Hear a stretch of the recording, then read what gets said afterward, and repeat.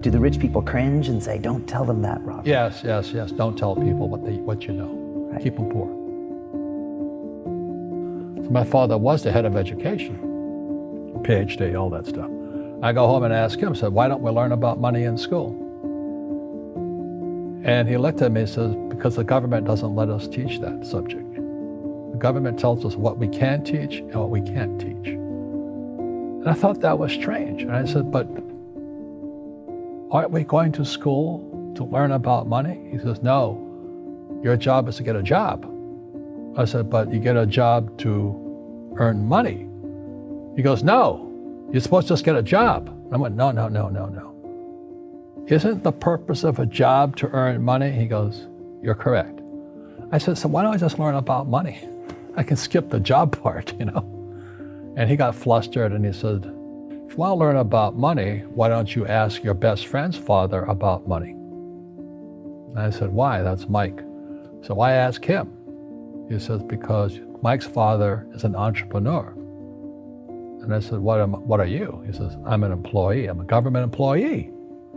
I went, oh, what's the difference? He says, the difference is an entrepreneur must know about money, or they're no longer entrepreneurs. And he says an employee doesn't have to know anything about money, because the government will take care of them, the company will take care of them. So I'm all confused. But I took my dad's advice and I trundled over to Mike's father's office and knocked on his door and I said, hey, I'm here, 9 years old. Teach me about money. He says, beat it, kid, you know. But that's where the story of Rich Dad, Poor Dad started. And finally, through persistence, my rich dad started teaching me about money on one condition. And that condition was he would never pay me. He says, the moment I pay you, you think like an employee. He says, that's the trap. Entrepreneurs work for free. And now I'm 9 years old, my head's going cracking in half. He says, you never want a paycheck. You understand that, kid? I said, okay, I got it. And he says, well, how do I make money? He says, that's what entrepreneurs figure out. It's like, so how do I learn about money? So he would just break out a Monopoly game board. So I would work for free. I'd pick up cigarette butts, and he had hotels and restaurants, and I would clean and do menial tasks. And as I got older, I started getting into office work and marketing and accounting, and I was an apprentice basically, but I always worked for free. And he would teach me about money, but the way he taught me about money was playing Monopoly. And finally one day I got upset. I said, well, when are you going to teach me about money? He says, what do you think we're doing? We're playing Monopoly. He goes, no. What do you think we're doing? We're playing Monopoly. He says, what do you think we're doing? So I don't know. I'm teaching you about money. And then that's when, you have one greenhouse. He says, there's many formulas for great success in money. There's thousands of them, but one of the best ones is found on the game of Monopoly. It still is today. 4 greenhouses, 1 red hotel. I said, what? He says, one of the greatest ways to acquire great wealth is playing Monopoly in real life. 4 greenhouses, 1 red hotel. Well, is that all there is? He goes, that's it. And he says, what do you think I'm doing? And I went, I don't know. So then he took me out and he showed me his greenhouses.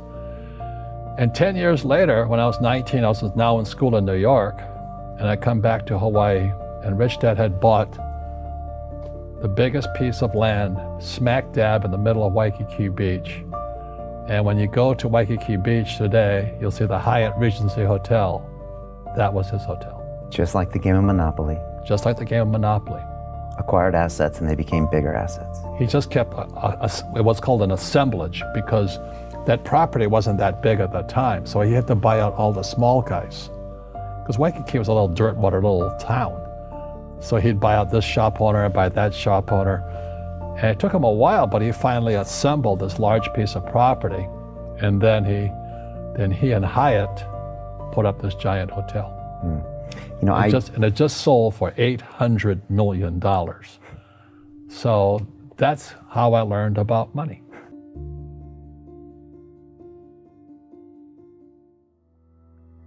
I've had financial crashes. I've had people stab me in the back, but they're all good because I grow from it. That's spirituality. Right. You know, people who are afraid of making mistakes, like they teach in school, they don't ever grow. Because spirituality is there's good and there's bad, there's right and there's wrong, there's up and there's down. Most people only want to be right, they only want to be positive. Well, you can't have that. That's not reality. Well, I wasn't poor by most people's standards, but I came from a family with a poor attitude, if you know what I mean. Because rich, poor, middle class, poverty starts with a fundamental attitude. Poverty is passed on. It's taught in your families. And middle class is taught in families.